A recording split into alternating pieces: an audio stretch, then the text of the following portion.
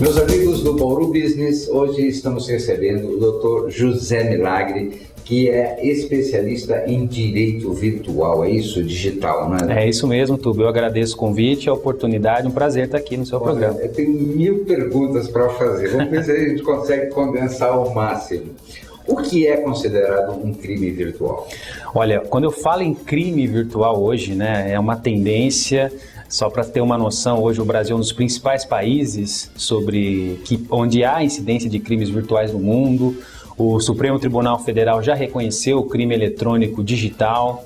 A Polícia Federal já deu relatórios de que o crime digital hoje rende mais do que o tráfico de drogas. Nossa. E é um crime transparente. E hoje eu posso nomear o crime digital como aquele crime cometido contra ou através da tecnologia da informação.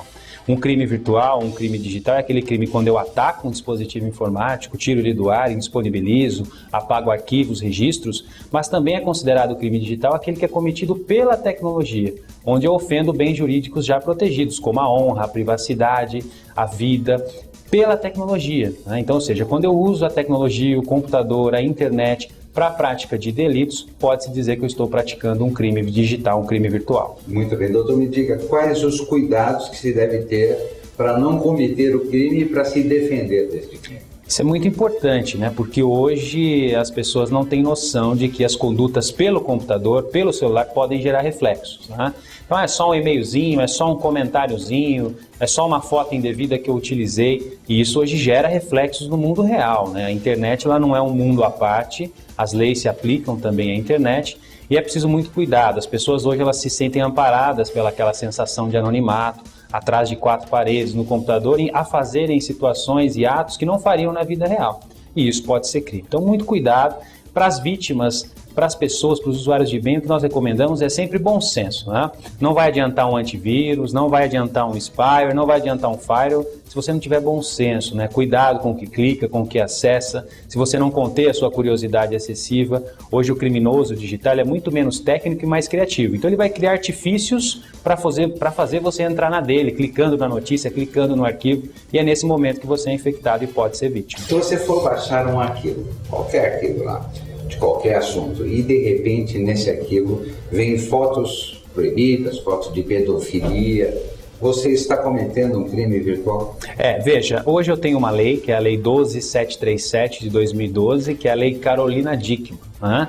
A Lei de Crimes Informáticos, que surgiu, foi promulgada, sancionada, tendo em vista o caso envolvendo a atriz global. Essa lei ela pune a invasão de dispositivos informáticos e aquele que indisponibiliza um serviço de informática, por exemplo, tirando um site do ar.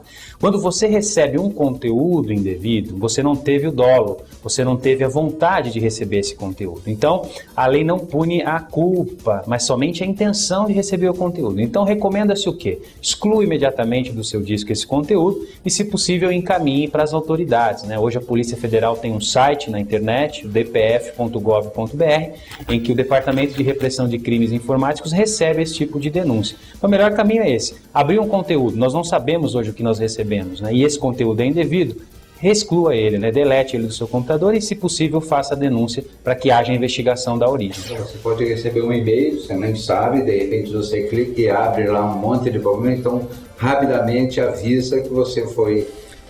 Também foi vítima, né? A partir do momento que você recebe um conteúdo protegido por direito autoral, um conteúdo envolvendo pornografia, você acaba sendo vítima também. E hoje nós não controlamos. O melhor caminho é remoção e encaminhamento para a polícia, que hoje nós temos células e perícias para poder identificar de onde está partindo essa difusão indevida. É exatamente a pergunta que eu ia fazer. Devo apagar rapidamente? Isso já disse que sim. É muito importante, né? Não preserve esse conteúdo nem para encaminhar para a polícia. Nem para avisar a polícia. Exatamente. Hoje a lei o ECA, o Estatuto da Criança e do Adolescente, ele tem um capítulo que trata dos crimes eletrônicos e ele é bem claro, aquele que armazena, simplesmente armazenar no seu dispositivo conteúdo, foto ou vídeo envolvendo menor e adolescente, ele responde pelo delito. Não, né? Eu guardei para mostrar para a polícia. Isso não vai dar certo, né? As únicas pessoas que são autorizadas a guardar são as autoridades policiais, porque elas estão investigando esse delito, então elas podem armazenar esse conteúdo em ambiente protegido. Então, sendo o caso de crime dessa natureza, a recomendação é exclusão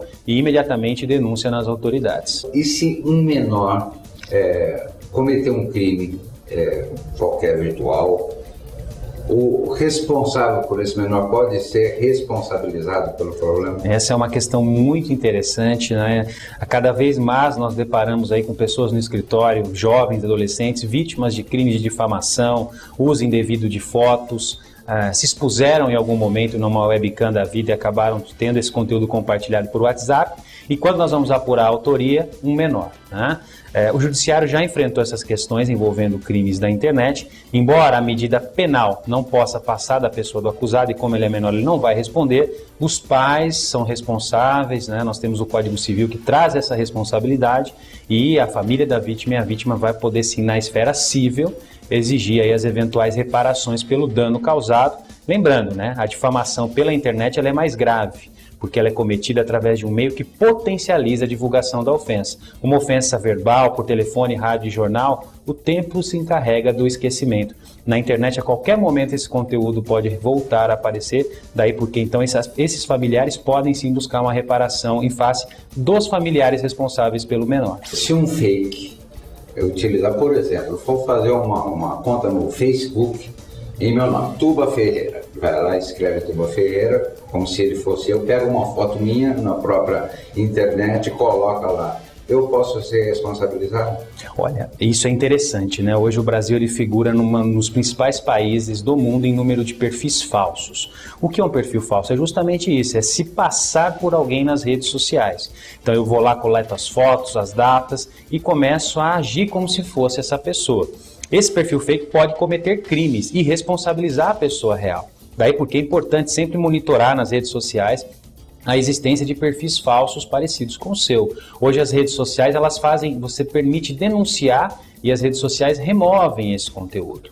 Então, removem, até que rapidamente você demonstrando que é sua foto, que é seu perfil e que está sendo usado indevidamente. O uso do fake já é crime de falsa identidade. Está previsto no artigo 307 do Código Penal. Ele pode ir além nesse fake, tentar extorquir pessoas, pode tentar difamar pessoas e ele vai responder de acordo com os crimes que ele praticar, difamação, estelionato e assim por diante. O que é importante nesse caso? Pelo Marco Civil da Internet, os provedores guardam os dados por 6 meses. Então, identificando o fake, interessante procurar um advogado para exigir judicialmente os dados desse fake, para que você descubra quem está por trás dessa criação. Se feito durante os 6 meses da criação, os provedores devem armazenar esses dados, fornecerão por ordem judicial e você descobrirá quem está por trás do fake, podendo responsabilizá-lo criminalmente e também pelos danos morais e materiais. Se um fake faz um nome qualquer e de repente ele pede para ser meu amigo no Facebook, eu aceito. E depois descobre que ele é um fake. Sim. Essa pessoa está cometendo um crime? Olha, a princípio não há crime, ela está enganando outras pessoas se passando pelo perfil real. Se ela começa a falar mal de mim? Ah, sem dúvida. Eu entro na difamação. Pode ocorrer também, o que é muito comum, a violação da privacidade. Então, normalmente, um fake, ele adiciona um amigo para tentar extrair uma informação de um amigo ou um conteúdo privado. Né? Hoje eu tenho o anteprojeto de proteção de dados pessoais que protege as comunicações. Eu tenho a Lei 9296 que protege o sigilo telemático. Então, a partir do momento em que ele intercepta um sigilo telemático, ele pode responder pelo crime do artigo 10 dessa lei, interceptação de sigilo telemático, além de outros delitos que ele pode praticar. É muito grave a conduta do fake, né? Eu posso ter acesso a informações que eram confidenciais, privadas. Então, aquele que foi vitimado, o judiciário já enfrentou essa questão por diversas vezes, nós temos mais de 20 mil processos já em andamento sobre crimes eletrônicos e o judiciário pode fazer frente, basta procurar a justiça e exigir reparação por essa violação.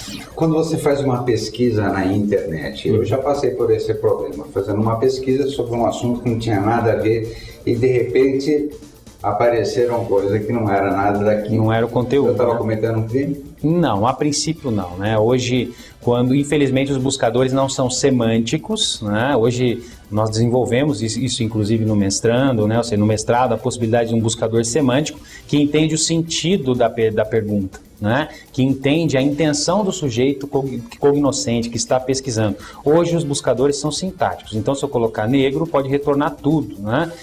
Se eu colocar, por exemplo, eu estou fazendo uma pesquisa de mestrado e doutorado sobre a pornografia infantil, né? Infelizmente eu posso ter acesso a conteúdo que não é o que eu estou buscando. Eu estou buscando artigos sobre o tema, dados sobre sobre o tema. Os buscadores hoje eles não estão efetivamente preparados para isso. Então, se eu buscar uma expressão que eu quero estudar, ele pode me retornar termos racistas, preconceituosos e assim por diante. A simples pesquisa não é crime, né? Mas caso haja uma suspeita, hoje os provedores, nós não garantimos que os provedores não registrem essas informações de nossas pesquisas.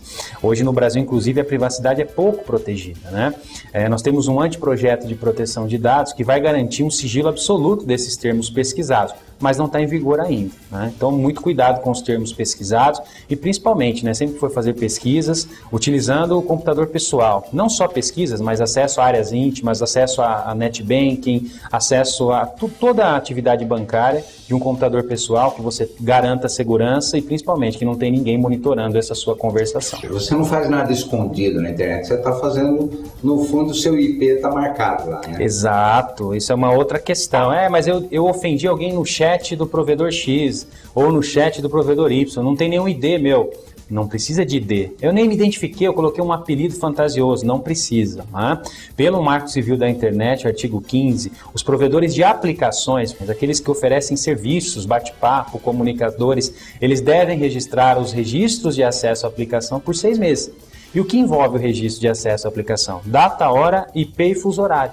Com base nessas informações, eu consigo chegar até a pessoa que estava por trás daquele nickname, né, daquele perfil fantasioso. Então, alguém criou um perfil, acessou uma sala de bate-papo, ofendeu determinada pessoa, a pessoa chega até o escritório, printou, eu ingresso com uma ação em face do provedor responsável pelo chat para que ele diga, nesse dia e nessa hora, quem era o IP que estava com esse apelido. Não está escondido. Não está escondido. O provedor, por lei, tem que fornecer esses dados, tem 6 meses para fornecer, e aí fornecendo os dados eu descubro o provedor de acesso e, consequentemente, quem era a pessoa que estava lá do outro lado do computador.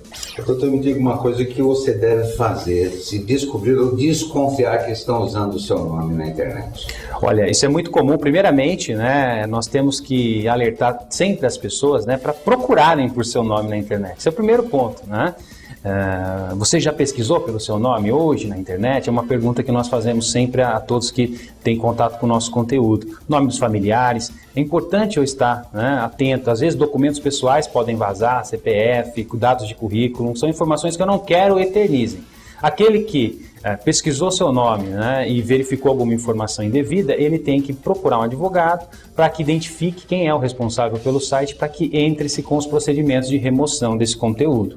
Dou um exemplo. Pessoa sofreu um processo na década de 90 e já pagou a pena, ou foi absolvida desse processo. No entanto, ela está condenada na internet. Sempre que pesquisam pelo nome dela no buscador, essa informação é a primeira. Notícia ruim corre rápido.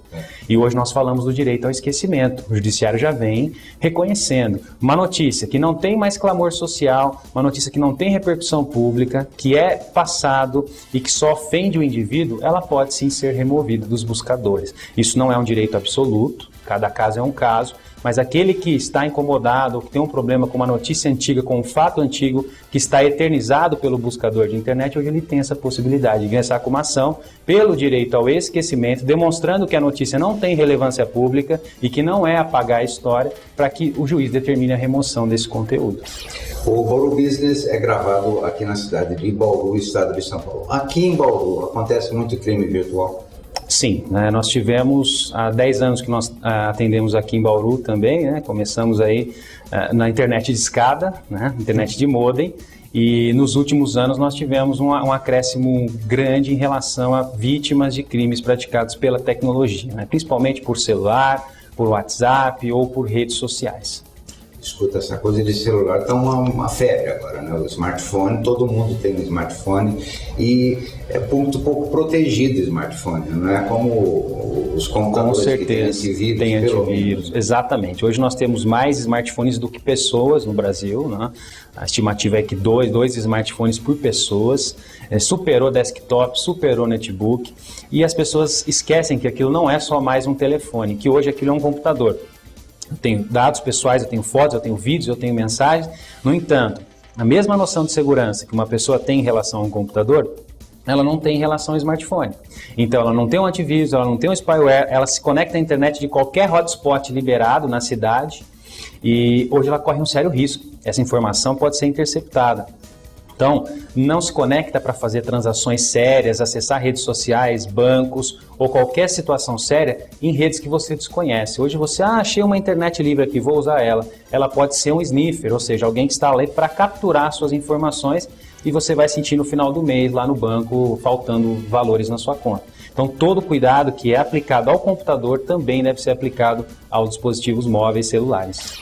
Guerra Eleitoral na Internet, José Antônio Milagre. Esse livro o senhor lançou há muito tempo? Como é que é isso? Esse livro, a primeira edição dele foi em 2013, um livro que a gente trata especificamente em relação aos crimes eletrônicos na área eleitoral, que tem crescido muito, onde nós mostramos estratégias para identificar esses criminosos e impedir que um boato, que uma falsa acusação, que uma difamação ela se reverbere com a velocidade da internet. Nós estamos atualizando ele agora para o pleito de 2016.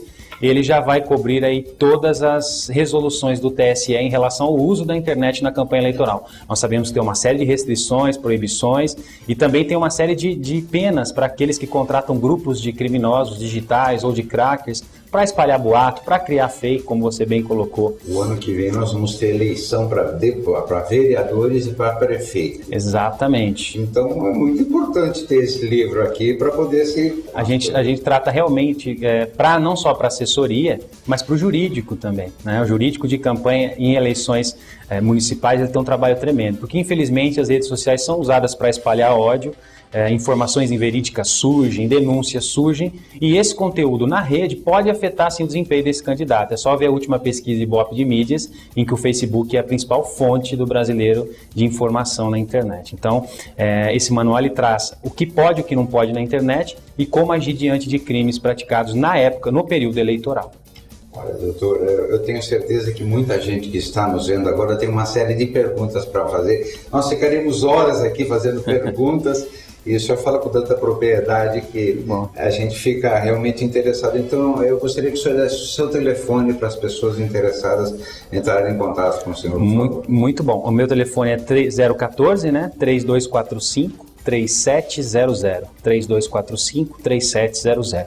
No nosso site também, o legaltech.com.br, atendendo a inúmeras dúvidas de pessoas que são vítimas de crimes, golpes, fraudes na internet, até empresas às vezes hoje são vítimas da própria vingança do consumidor, que além de reclamar ofende os proprietários. Eu criei perguntas e respostas, 50 perguntas e respostas, o que fazer e como agir em caso de ser vítima de crimes na internet. É o chamado FAQ do Cybercrime. Para quem quiser, é gratuito. É só acessar o nosso site www.legaltech.com.br.